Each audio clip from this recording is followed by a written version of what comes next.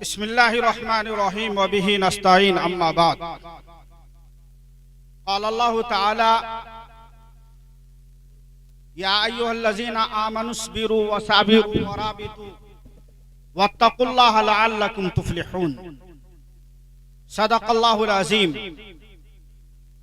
चमन अपना है ये, चमन अपना है ये, अपने चमन के बाग़बां हम हैं। क्या मुताबकत। चमन अपना है ये, अपने चमन के बाग़बां हम हैं। लहू देकर इसे सींचा है, इसके पासबां हम हैं। वाह सुभान अल्लाह। और हुकूमत हिंद से बहाओ खून सड़कों पे, बहाओ खून सड़कों पे, मगर इतना कभी सोचो वतन जब खून मांगेगा तुम्हारे पास क्या होगा, तुम्हारे पास क्या होगा। नारे तकबीर। हजरत मौलाना मुफ्ती इनामुल बारी साहब सरजमीन अररिया जिंदाबाद ताबिंदाबाद। अल्लाहु अकबर। शाखों से टूट जाएं वो पत्ते नहीं हैं हम, शाखों से टूट जाएं वो पत्ते नहीं हैं हम। तूफान से कोई कह दे औकात में रहे। इस जलसा की सरपरस्ती कर रहे हजरत मौलाना फैयाज राही साहब दामत बरकातुहुल आलिया और इस इजलास की निजामत फरमा रहे आप सबके चहीते मोहतरम मौलाना और मुफ्ती मुश्ताक अहमद साहब और हजरत मौलाना तनवीर ज़की साहब और जिंदा दिल सामाईन। मैं 10 मिनट आपसे गुफ्तगू करूंगा और हालात हाजरा पर गुफ्तगू करूंगा। मुल्की हालात पर मैं आपसे 2-4 मिनट 10 मिनट गुफ्तगू करूंगा। आपके चहीते मुकर्रिर, हिंदुस्तान का बेबाक तर्जमान और मर्द मुजाहिद हजरत अक़दस मौलाना सालिम अब्दुल्ला साहब दामत बरकातुहुल आलिया आपके सामने कुछ ही देर में तशरीफ लाएंगे। वो आपके सामने खिताब फरमाएंगे। आज हम और आप जिस मुल्क हिंदुस्तान के अंदर रह रहे हैं, आज मुल्क हिंदुस्तान के अंदर जो हालात हैं, हम और आप वाकिफ हैं। वाकिफ हैं कि नहीं? वाकिफ हैं। जो मुल्क हिंदुस्तान को दारुल खिलाफत कहा गया था, जिस मुल्क हिंदुस्तान को दारुल नुबुवत कहा गया था, जिस मुल्क हिंदुस्तान के बारे में अल्लामा इकबाल ने कभी कहा था सारे जहां से अच्छा हिंदुस्तान हमारा, हम बुलबुले हैं इसकी, ये गुलसिता हमारा। आज उस मुल्क हिंदुस्तान पर ऐसे हालात आ चुके हैं, ऐसे हालात आ चुके हैं कि लोगों की नींद रात में खत्म हो जाती है और जब सुबह सवेरे वो बेदार होते हैं तो फिर ऐसी सूरत में वो परेशानी की हालत में होती है, परेशानी के आलम में होते हैं। उस मुल्क हिंदुस्तान के अंदर आज हम जी रहे हैं। मुल्क हिंदुस्तान के कायद ने मोहतरम वजीर आजम नरेंद्र मोदी और अमित शाह ने ऐसे हालात मुल्क के अंदर ले आए हैं कि जो मुल्क हिंदुस्तान पूरी दुनिया के अंदर जमहूरियत के एतबार से, सेकुलरिज्म के एतबार से, आइन के एतबार से एक मुमताज मुल्क था, एक इम्तियाजी शान वाला मुल्क था। लेकिन आज उस मुल्क की जमहूरियत को, उस मुल्क के आइन को, उस मुल्क के दस्तूर को एक खतरा लाहिक हो गया है।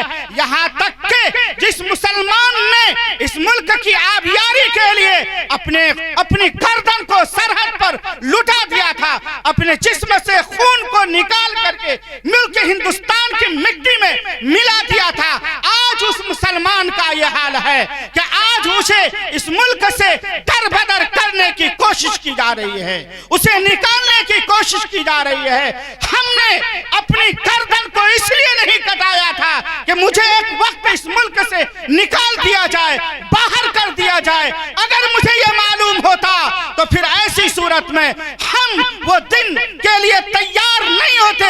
लेकिन हम चूंकि वतन की मोहब्बत हमारे ईमान में दाखिल है, हमारा ये मुल्क हिंदुस्तान दारुल खिलाफत है, ये मुल्क हिंदुस्तान दारुल नुबुवत है। इस मुल्क हिंदुस्तान के दारुल खिलाफत, दारुल नुबुवत को बचाने के लिए हमने अपनी गर्दन को सरहद पर दे दिया था, अपने खून को मिट्टी में मिला दिया था कि ये मुल्क अगर सालिम रहेगा, यहाँ की इंसानियत सही सालिम रहेगी, यहाँ के लोग हिफाजत से रहेंगे, यहाँ के लोग मामून रहेंगे, यहाँ की इंसानियत हिफाजत में रहेगी। लेकिन आज इंसानियत को खतरा लाहिक हो गया है, इस मुल्क हिंदुस्तान के इंसानियत को खतरा लाहिक हो गया है। मुसलमान भाई, हिंदू भाई एक तहजीब के साथ यहाँ जिंदगी गुजार रहे थे, कोई आपस में मतभेद नहीं था, लेकिन मौजूदा हुकूमत ने आज मुल्क हिंदुस्तान के अंदर एक तफरीक पैदा कर दी है जो आईने हिंद के खिलाफ है,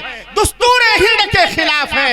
ऐसे मौके से मैं आप नौजवानों से कहना चाहूंगा कि नौजवानों और बुजुर्गों से कहना चाहूंगा कि बुजुर्गों अपने मुल्क की हालात से बाखबर रहिए, अपने मुल्क की हालात से बाखबर रहिए। जिंदा कौम की अलामत मुल्क के हालात से बाखबर रहना है। अगर मुल्क के हालात से अगर बाखबर नहीं है, आप मुर्दा कौम हैं और मुर्दा कौम कभी तरक्की नहीं कर सकती है। इसलिए मैं आपसे कहना चाहूंगा कि मुल्क के हालात से बाखबर रहिए, यहाँ के हालात से बाखबर रहिए, ये जिंदा कौम की अलामत है। पहला सबक मैं आज देंगा के इजलास से आपको नौजवानों को ये देना चाहता हूँ कि आप जिंदा कौम हैं। हमने माजी में अपनी गर्दन को दे करके मुल्क को आजाद किया है, आज भी हम बाखबर रहेंगे, होशियार रहेंगे। इस मुल्क की हिफाजत के लिए, यहाँ के दस्तूर की हिफाजत के लिए, यहाँ के आईन की हिफाजत के लिए हम बाखबर रहेंगे। इंशाअल्लाह बाखबर रहेंगे कि नहीं रहेंगे? हाथ उठा करके अहद कीजिए, हम बाखबर रहेंगे। ये जिंदा कौम की अलामत है। दूसरी बात, मैं वजीर आजम को ये पैगाम देना चाहता हूँ और अमित शाह को ये पैगाम देना चाहता हूँ और सदर जमहूरिया हिंद को ये पैगाम देना चाहता हूँ कि आज मुल्क हिंदुस्तान के आईन में खतरा है। मैं आपसे निहायत ही गुजारिश करना चाहता हूँ, आप हमारे वजीर आजम हैं, हमारे आप वजीर दाखिला हैं, हमारे सदर जमहूरिया हिंद है। अगर इस मुल्क का आईन अगर बचेगा, अगर इस मुल्क का दस्तूर अगर बचेगा, यहाँ की जमहूरियत बचेगी, मुल्क बचेगा। अगर मुल्क बचेगा तो आपकी हुकूमत बचेगी। अगर ये मुल्क अगर नहीं रहेगा, आप हुकूमत किस चीज से करेंगे? इसलिए हम वजीर आजम से कहना चाहते हैं कि आप इस मुल्क की दस्तूर की हिफाजत कर लीजिए, यहाँ के आईन की हिफाजत कर लीजिए, यहाँ के कानून की हिफाजत कर लीजिए। ये मुल्क तरक्की करेगा। ये मुल्क जो पूरी दुनिया के अंदर ये कहा जाता था सारे जहां से अच्छा हिंदुस्तान हमारा, आप भी कहिए, आप सभी लोग कहिए, सारे जहां से अच्छा हिंदुस्तान हमारा। ये मुल्क हिंदुस्तान सारे जहान से अच्छा था, आज किसकी नजर लग गई है? वजीर आजम, आप इस बात की तरफ तवज्जो दें। हमारे आप वजीर आजम हैं, आज मुल्क को खतरा लाहिक हो गया है, आप इसकी तरफ तवज्जो दें। ये पैगाम हम वजीर आजम को देना चाहते हैं। इसी के साथ साथ मैं एक बात और कहना चाहूंगा कि आज यूनिवर्सिटी के तलबा मुल्क की हिफाजत के लिए सड़कों पर उतर चुके हैं। वो गलियों में 40-44 दिन से सड़कों पर उतर चुके हैं। वो भूखे हैं, वो प्यासे हैं, वो ठंडी के मौसम में सड़कों पर मुल्क की हिफाजत के लिए, वो मुल्क की हिफाजत सालिमियत के लिए वो सड़कों पर उतरे हुए हैं। यहाँ तक के 26 जाने इस मुल्क के दस्तूर की हिफाजत के लिए चली गई है, वो खून उसका खून हो चुका है। मैं वजीर आजम को यह कहना चाहूंगा कि जिस यूनिवर्सिटी के तलबा कल के हम बैठकर हो सकते हैं, जिस यूनिवर्सिटी के तलबा missile man APJ Abdul Kalam हो सकते हैं, जिस मुल्क के तलबा से मुल्क तरक्की करेगा, मुल्क गाय से तरक्की नहीं करेगा, मुल्क भगवानों से तरक्की नहीं करेगा। मुल्क अगर तरक्की करेगा तो मुल्क तरक्की करेगा। इस तलबा से, यूनिवर्सिटी के तलबा से और सड़कों पर उतरी हुई झांसी की रानी से मुल्क तरक्की करेगा। लेकिन आज इसका खून हो रहा है। मैं आपसे कहना चाहूंगा सड़कों पे मगर इतना कभी सोचो, बहाओ खून सड़कों पे मगर इतना कभी सोचो, वतन जब खून मांगेगा तुम्हारे पास क्या होगा।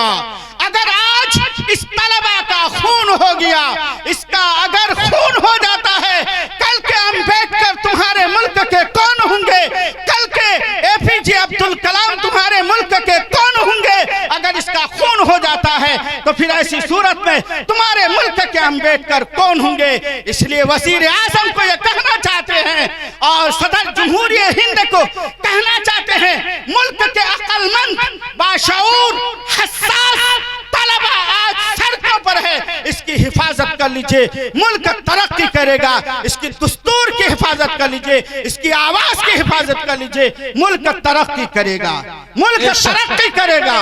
इसी के साथ साथ मैं मीडिया के जरिए से मीडिया के लोगों को यह पैगाम देना चाहता हूं, जो आज जिसको मुल्क की हिमायत में बात करना चाहिए था, मुल्क की तरक्की के लिए बात करना चाहिए था, मैं उनसे कहना चाहूंगा कि अगर आपके गलत हक़ाइक़ को पेश करने की वजह से अगर मुल्क को खतरा होता है, अगर मुल्क तरक्की की तरफ नहीं तनज़्ज़ुली की तरफ अगर जाता है, मीडिया के प्रभारियों मैं आपसे कहना चाहूंगा, अगर मुल्क अगर आपके गलत हक़ाइक़ के बयान करने की वजह से अगर ये मुल्क अगर तनज़्ज़ुली की तरफ जा रहा है, याद रखिए भगवान तो क्या आपको आपकी नस्ल भी महफूज नहीं रखेगी। जब मुल्क अगर सही सालिम नहीं रहेगा तो आपकी कदर कौन करेगा। इसलिए मीडिया के प्रभारियों से मैं कहना चाहूंगा कि आप मुल्क के हित में बात करें, मुल्क के हक में बात करें, ना के पार्टी के हक में, ना के हुकूमत के हक में आप बात करें। ये हुकूमत आती और जाती है, लेकिन ये मुल्क बाकी रहेगा जब तक कयामत नहीं आएगी। मुल्क हिंदुस्तान बाकी रहेगा। अगर इसको बाकी रखना चाहते हो तो हक़ाइक़ के साथ दुनिया के सामने पेश आओ, गलत हक़ाइक़ को पेश करके मुल्क को बर्बाद मत करो। अगर ये मुल्क बर्बाद हो जाएगा तो तुम भी बर्बाद हो जाओगे। नारे तकबीर। हजरत मौलाना इनामुल बारी साहब। एक चौथी बात मैं आज कहना चाहूंगा, जिस पुलिस के जरिए से आज तलबा पर हमले हो रहे हैं, मीडिया वालों मेरी आवाज को ऐवान तक पहुंचाओ, पुलिस तक पहुंचाओ। मैं भी एक शहरी हूं, मैं भी हिंदुस्तान का एक नागरिक हूं। वजीर आजम मन की बात करते हैं, मैं भी एक हिंदुस्तानी नागरिक होने के एतबार से मैं अपनी बात वजीर आजम को मन की बात सुनाना चाहता हूं। आप आवाम को सुनाते हैं, आज मेरी सुनिए। आपको मेरी सुनना होगा। आप वजीर आजम की कुर्सी पे बैठे हुए हैं, आप मन की बात आवाम को सुनाते हैं। मेरी बात आज मन की बात सुनना होगा। वो ये है, पुलिस वालों से कहना चाहेंगे कि आज आप वर्दी में हैं, इसके जरिए से मैं पहचाना चाहता हूं, आज आप वर्दी में हैं और आपकी बेटी भी है, आपकी बीवी भी है, आपकी बच्ची भी है। कल दूसरी हुकूमत आएगी, दूसरे लोग वर्दी में आएंगे।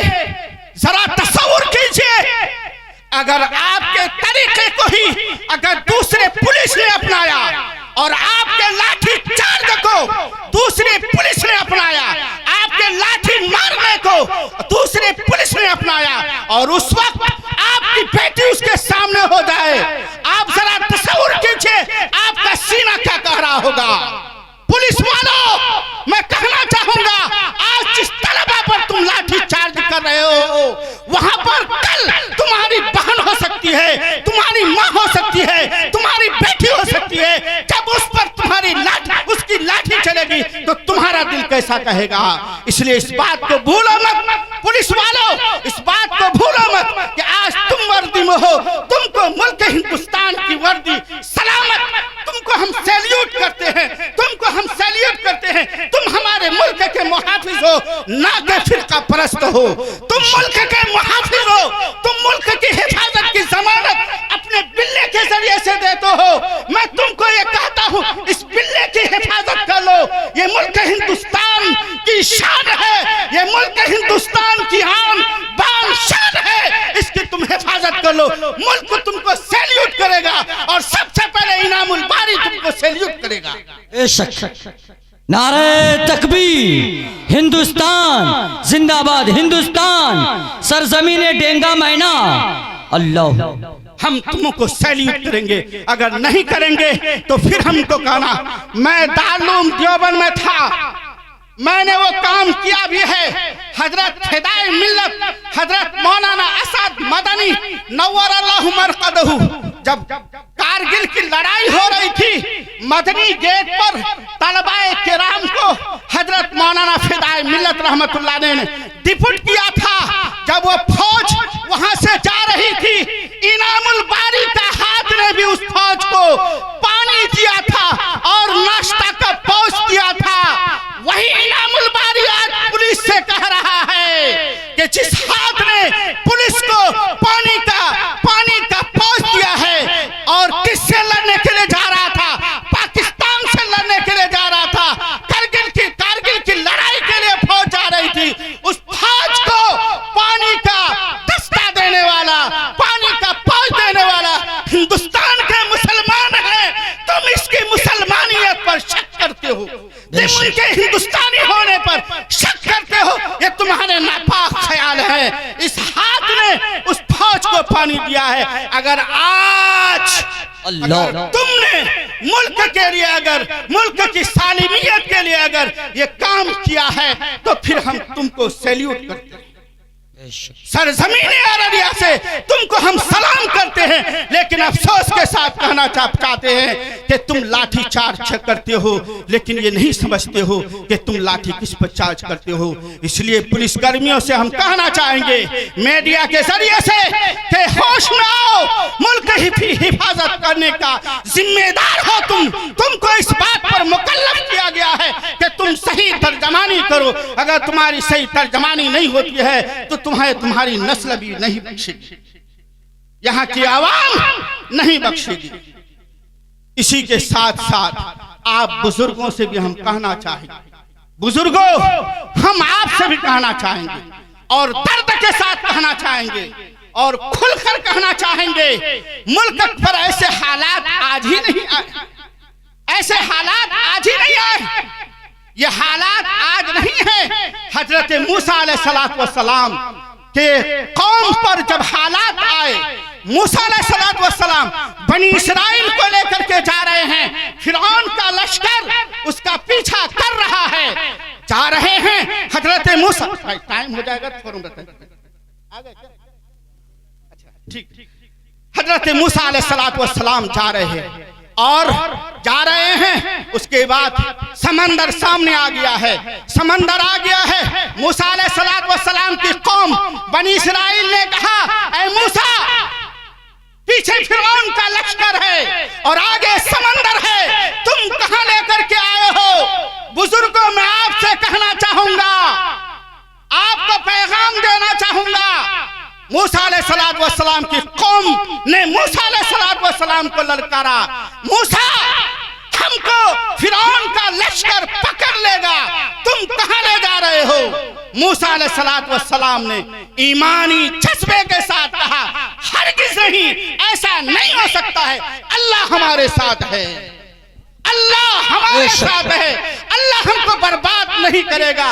हमारा ईमान आज भी होना चाहिए। फिरौन की ताकत अल्लाह की ताकत के सामने कुछ भी नहीं है। नरेंद्र मोदी की ताकत अल्लाह की ताकत के सामने कुछ भी नहीं है। अमित शाह की ताकत अल्लाह की ताकत के सामने कुछ भी नहीं है। अल्लाह की ताकत सबसे बड़ी ताकत है। हम सिर्फ मुल्क की हालात के असबाब पर नजर रखते हैं, लेकिन उस अल्लाह को हम भूल जाते हैं, उस अल्लाह को हम भूल जाते हैं। मूसा अलैहिस्सलातु वस्सलाम ने अपनी कौम से कहा, हरगिज़ ऐसा नहीं होगा। मूसा अलैहिस्सलातु वस्सलाम ने समंदर में लाठी को मारा, रास्ता बन गया, मूसा अपनी कौम के साथ पार हो गए। फिरौन का लश्कर, फिरौन अपने लश्कर के साथ गया, अल्लाह ताला ने दोनों पाट को मिला दिया और समंदर में फिरौन और उसका लश्कर डूब गया। उसी मूसा के कौम से हम ताल्लुक रखते हैं, उसी मूसा के कौम से हम ताल्लुक रखते हैं। उस अल्लाह का हमारे ऊपर एहसान होगा। अल्लाह हमको बर्बाद नहीं करेगा। अल्लाह से हमारा ताल्लुक अगर मजबूत होगा तो इस मुल्क हिंदुस्तान पर हमको जिल्लत की जिंदगी नहीं देगा। लेकिन अगर हालात आ रहे हैं बुजुर्गों, अगर मुल्क हिंदुस्तान के हालात आ रहे हैं, मैं दर्द के साथ कहना चाहूंगा आपको, रात में चिल्लाते तो हैं, दिन में चीखते तो हैं, लेकिन रात की तन्हाई में उठकर कभी मुल्क हिंदुस्तान की हिफाजत के लिए क्या हमने दुआएं मांगी है? क्या हमने दुआएं मांगी है? जिस मुल्क हिंदुस्तान के अंदर हम नमाज पढ़ रहे हैं, रोजे रख रहे हैं, ज़कात दे रहे हैं, मस्जिदें बना रहे हैं, अज़ान दे रहे हैं, उस मुल्क की हिफाजत के लिए रात की तन्हाई में उठ करके अल्लाह से गिड़गिड़ा करके मांगने वाला कोई बंदा है? बहुत अफसोस के साथ कहना पड़ता है, हमारा अल्लाह से ताल्लुक टूट चुका है, जिसकी वजह से आज हमारे ऊपर ये हालात आ रहे हैं। आज भी अगर हमारा ताल्लुक अल्लाह से अगर मजबूती के साथ अगर हो जाता है तो फिरौन को अल्लाह ने बर्बाद किया है, नमरूद को बर्बाद किया है, और कितने जालिमों को अल्लाह ने बर्बाद किया है। अल्लाह आज भी कादिर है, अल्लाह आज भी ताकत रखते हैं, मुल्क हिंदुस्तान के हालात को बदलने की ताकत रखते हैं। लेकिन शर्त यह है कि हम उस अल्लाह से अपना ताल्लुक मजबूत रखें। या अय्युहल्लज़ीना आमनुस्बिरु व साबिरु व राबितु वत्तकुल्लाह लअल्लकुम तुफ्लिहून। ऐ ईमान वालों, तुम्हारे सामने सीए का हालात आए हुए हैं, एनआरसी के हालात आए हुए हैं, एनपीआर के हालात आए हुए हैं। साबिरु, हालात पर जमे रहो, डटे रहो, हालात से बाखबर रहो, हालात से डटे रहो। वत्तकुल्लाह, और अल्लाह से डरो, अल्लाह से डरो। लअल्लकुम तुफ्लिहून, शायद कि तुम कामयाब हो जाओगे। आज हम कहना चाहते हैं, हम अल्लाह से अपना ताल्लुक मजबूत रखें। ये सीए, एनआरसी, एनआरपी इंशाअल्लाह खत्म होगा। ये मुल्क हिंदुस्तान दारुल खिलाफत है, ये मुल्क हिंदुस्तान दारुल नुबुवत है। इस मुल्क हिंदुस्तान के फूलों से नहीं, हम यहाँ के कांटों से भी मोहब्बत करते हैं। इस कांटे से मोहब्बत अगर है, अल्लाह इस मुल्क को बर्बाद नहीं करेगा। यहाँ से अल्लाह की आवाज उठेगी और कयामत तक उठेगी। ये जज्बा हमारे अंदर होना चाहिए। हमारा ताल्लुक अल्लाह से होना चाहिए। जो अल्लाह जमीन को फाड़ करके, आप जाते हैं खेत में धान को डाल देते हैं। किसान वालों, किसान भाइयों, बुजुर्गों, हम आपसे कहना चाहेंगे, आप जाते हैं धान को डाल करके चले आते हैं, वहां नरेंद्र मोदी बैठा हुआ है जो जमीन को फाड़ करके वो बिरार को उगाता है। इस्राइल है, अमेरिका है, यूनान है, सऊदी अरब है, नहीं, कोई नहीं है। वहां अगर ताकत है तो अल्लाह की ताकत है। जमीन को फाड़ करके बाली निकालने वाली ताकत अल्लाह की ताकत है। जो पानी हम पीते हैं वो पानी साफ शफाफ निकलता है, जमीन के नीचे से निकलता है। जमीन में गंदगियां भी है, लेकिन साफ शफाफ पानी निकालने वाला क्या अमेरिका की कोई मशीन है? नहीं, नहीं, मशीन नहीं है, वो अल्लाह की ताकत और कुदरत है। गाय के पेट से साफ शफाफ दूध निकालने वाली जात अल्लाह की जात है। पेशाब वही अल्लाह निकालता है, वही अल्लाह गोबर निकालते हैं। इसके बावजूद भी साफ शफाफ दूध निकलता है। अल्लाह के साथ है, अल्लाह की कुदरत है। सबसे बड़ी ताकत अल्लाह की ताकत है। हमारा ईमान उस पर होना चाहिए। इन्हीं चंद शब्दों के साथ, इन्हीं चंद लफ्जों के साथ फिर एक मरतबा कहना चाहेंगे, रात की तन्हाई में बुजुर्गों उठ करके इस मुल्क की हिफाजत के लिए अल्लाह से दुआ मांगिए, अल्लाह से गिड़गिड़ा करके मांगिए। इंशाअल्लाह हालात हमारे बदलेंगे। हमें यकीन है कि अल्लाह हमारे साथ ऐसा मामला नहीं करेंगे, हमारे हालात बदलेंगे, इंशाअल्लाह जरूर बदलेंगे। तो इनकलाब की आमद का इंतजार न कर, तो इनकलाब की आमद का इंतजार न कर। अभी जो हो सके तो अभी इनकलाब पैदा कर। इनकलाब रूहानी लाइए, इनकलाब मस्जिद के अमाल से लाइए, इनकलाब मुआशरे के एतबार से लाइए। मुल्क के हालात खुद ब खुद सुधर जाएंगे।